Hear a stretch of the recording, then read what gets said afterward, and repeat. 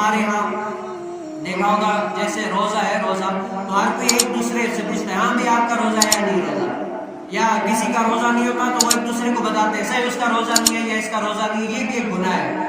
اگر آپ کسی سے پوچھتے ہیں کہ ہاں بھائی آپ کا روزہ ہے یا نہیں، بتاؤ، اگر اس کا روزہ نہیں ہے تو وہ بولے گا نہیں ہے، تو آپ بدگمانی کریں گے، بدگمانی کرنا حرام، اور روزہ نہ رکھنا یہ بھی ایک گناہ ہے۔ کیوں؟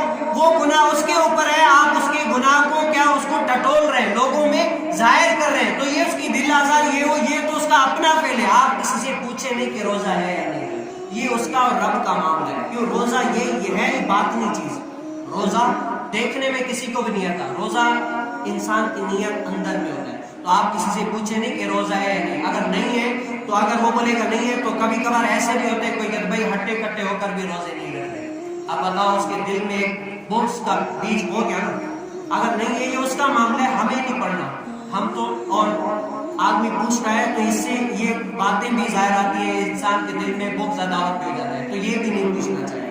تو کیا کریں؟ اللہ تعالیٰ کی عبادت و ریاضت اس مہینے میں ایسی کریں کہ رب تعالیٰ ہم سے راضی ہو جائے۔